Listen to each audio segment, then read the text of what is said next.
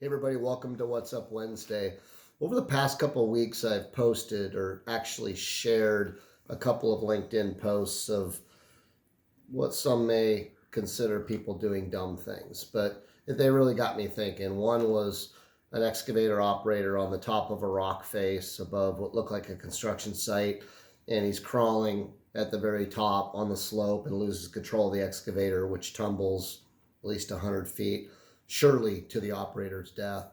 And the other one that I posted just this week was a worker on the top rail of a scissor lift basket accessing the top of a vehicle to do something, as opposed to being inside the basket and elevating the basket. In that case, the scissor lift basket was retracted all the way down to the bottom.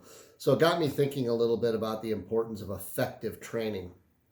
And the more I think about this, the more I realize how underutilized in our health and safety programs and just in the workforce in general that training is, and how ineffective it can be. I mean, how many of us have sat through a training where somebody is at the front of the room literally reading PowerPoint slides? I think all of us can raise our hand and relate to that at some point.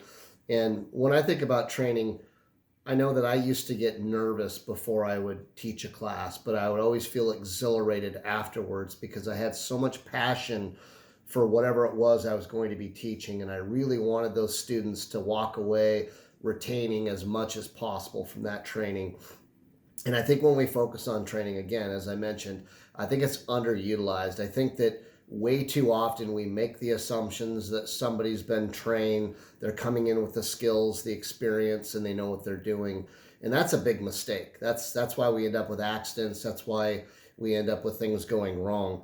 So when we take a look at training, I think it's really critical that we focus on making sure that it's effective.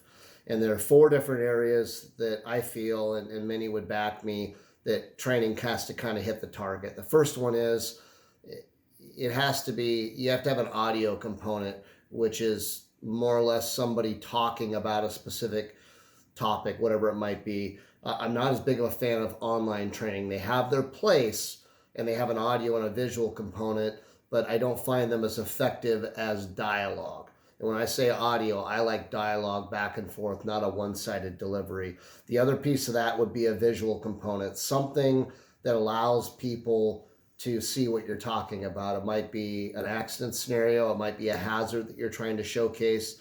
Whatever it might be, being able to demonstrate it physically so they can see it. I think that's so important because we all learn differently. Some will retain what you tell them. Some need to see it. The third piece would be the practical aspect, the application. I know that when I used to do confined space training, at the end of the classroom portion, we would go spend half the training out in a lab with a tripod and a winch and a gas monitor, performing the actual entry, filling out an actual confined space entry permit. I mean, that's the hands-on piece that I think really helps to kind of solidify or resonate the training. And then the other piece that's often overlooked because we want to hurry and get back to work is that competency portion. How do you verify that they got anything out of the training? And I think the way we do that is through demonstration and or testing. I always like to provide a 10 or 15 question competency exam, and then we would go through it together. Either that or you actually do the hands-on demonstration type of competency testing. But without verifying that training is effective, you're making the assumption that people are capable of going out into the field and performing whatever it was that you were talking about.